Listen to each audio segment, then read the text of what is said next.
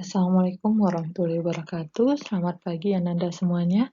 Bertemu lagi dengan Bu Fira dalam Matematika Peminatan kelas 12 ya. Di mana materi pertama akan kita buka dengan materi limit trigonometri. Mari kita simak materinya.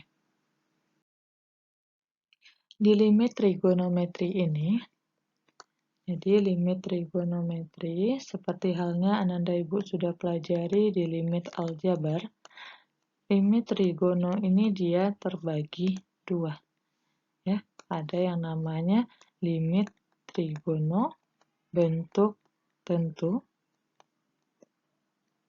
dan ada juga yang namanya limit trigono bentuk tak tentu. Bentuk tak tentu. Nah, sama halnya seperti limit aljabar.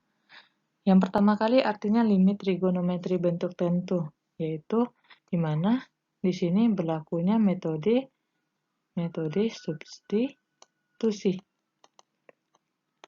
Sementara pada limit trigonometri bentuk tak tentu, pada saat metode substitusi sudah menghasilkan bentuk tak tentu, maka di sini akan berlakulah metode-metode lainnya. Seperti nantinya ada metode pemfaktoran dan sebagainya. Ya, jadi metode lainnya akan digunakan jika metode substitusi menghasilkan bentuk tak tentu. Nah, untuk pertemuan ini kita fokus dulu pada limit trigonometri bentuk tentu. Seperti yang telah Ibu singgung tadi, pada limit trigonometri bentuk tentu di sini, kita akan menggunakan metode substitusi.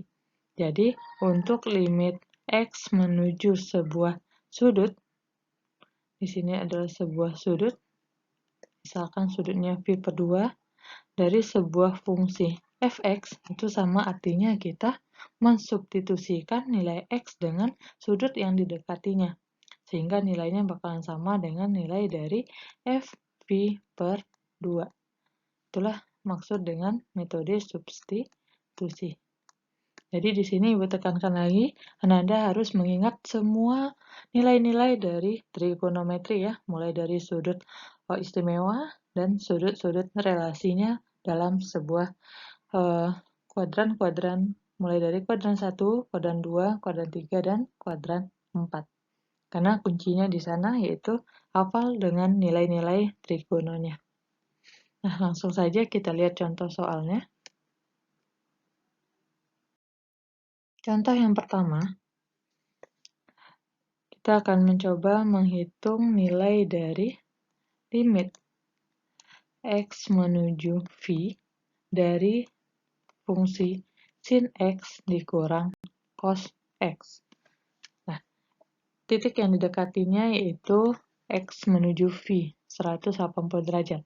Karena yang kita gunakan metode substitusi, Ananda Ibu tinggal mengganti nilai x dengan nilai v.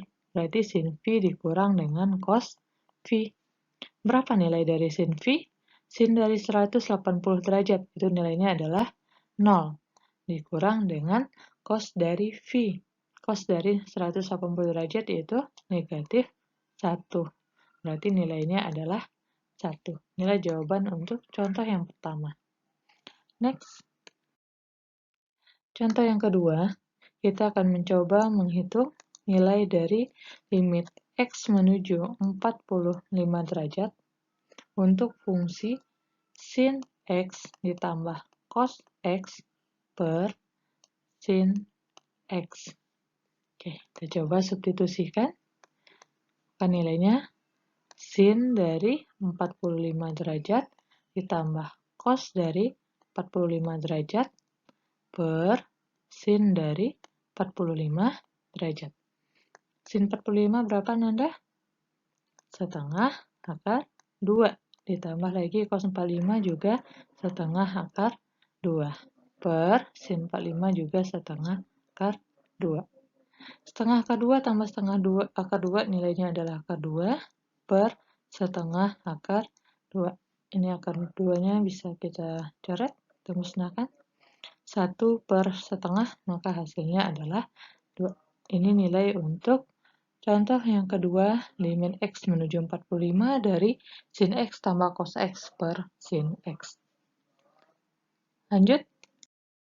Contoh yang ketiga. Kita akan melihat nilai dari limit X menuju 0 untuk fungsi 2 kali sin X dikurang cos X per sin dari 3X. Nah, gampang sekali. Kita tinggal substitusikan saja, maka nilainya adalah 2 kali dari sin 0 dikurang cos 0 per sin dari 3 kali 0 derajat. Sin 0, berapa nilai dari sin 0? Itu adalah 0 ya, jangan salah, di sini nilainya 0, cos 0 nilainya adalah 1. Yuk kita kalikan, 2 kali 0 nilainya adalah 0, dikurang cos 0 nilainya 1, per sin dari 3 kali 0. Hati-hati di sini ya, dikalikan dulu nilai sudutnya. Ini 3 kali 0, baru Anda kalikan dengan, baru Anda cari sinnya, karena kebanyakan kesalahan di sana ya. Sin dari 0, maka juga 0. 0 dikurang 1 per 0, maka hasilnya adalah negatif tak hingga. Boleh hasilnya negatif tak hingga? Boleh, karena negatif tak hingga itu masih merupakan bentuk tentu. Nah, itulah jawaban kita untuk contoh yang ketiga.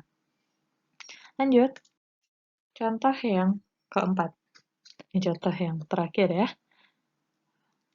Limit X menuju 0 dari sin 2X per X.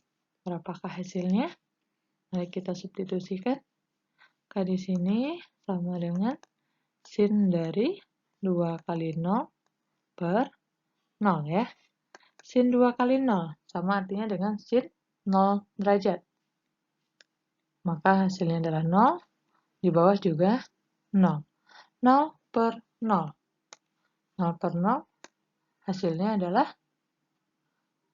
berapa yo?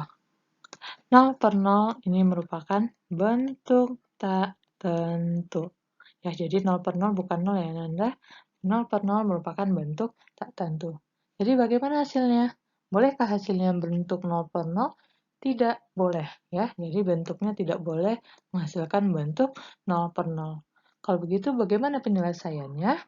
Nah, untuk penyelesaian yang bentuk tak tentu itu akan kita pelajari di video selanjutnya ya.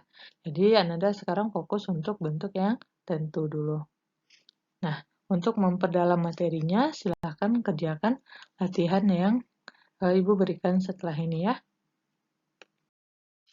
Latihan yang pertama itu silahkan Anda cari nilai dari limit X menuju V per 2 dari 1 dikurang cos 2X per 2 cos X.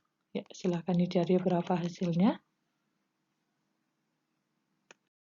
Dan contoh yang kedua, itu adalah latihan yang kedua, limit X menuju 3V per 4 untuk fungsi 3 sin 2X dikurang akar 2 cos X.